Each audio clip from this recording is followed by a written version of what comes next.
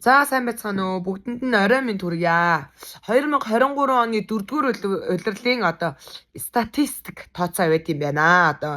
Монголын хүн ам бол 3,504,741 хүн байна гэсэн юм судалгаа гарсан байт юм байна. За эндээс ерөнхийдөө хайлт хийгээд үзэхэд бол сая 850,246 хүн нь болохоор зэрэг ерөнхийдөө ажиллаж хөдөлмөрлөж идэвхтэй тий амьдарч байгаа, эх орондоо хөрөнгө оруулж байгаа сонгуул өгөх насны ийм хүмүүс байдаг юм байна. За өмнө нь бол ерөнхийдөө энэ 3 сая гаруй хүнийг удирдаа чиглүүлээд эх орноо босголцоод сүрүүлцүүлээд янз болгож авч явж байгаа хүмүүс нь 76 хүн тэргүүтээ тэрийг дагалдах нэг хэдэн хүн байдیں۔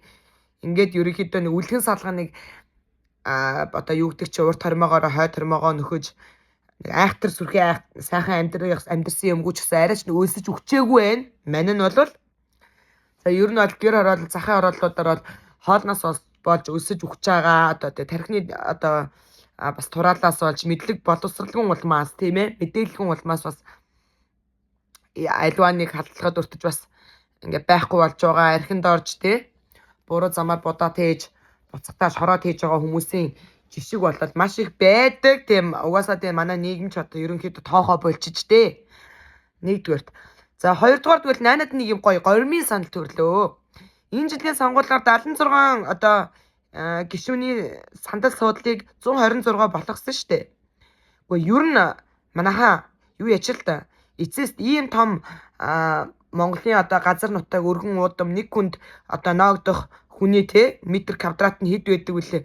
Тийм болохоор зэрэг 76-г 126 болгож болж байгаа юм чинь хэдүүлээ яхав энэ 3 сая гарan хүмүүсээсээ насан туршаагүй хүүхдүүдээ хасаад за бүр өвгрөө төгшрөөд зөнөөд бүр амар болчоогүй бол бас тэр хүмүүсээ оруулаад нэг хэдүүлээ ер нь 4 жилд нэг удаа нэг сая 850,246 хүний суудал ерөнхийдөө гаргаад бүгд сайхан дэмжигдээ засгийн газрын ордонтой чигцэлтэй сууж байвал ямар вэ?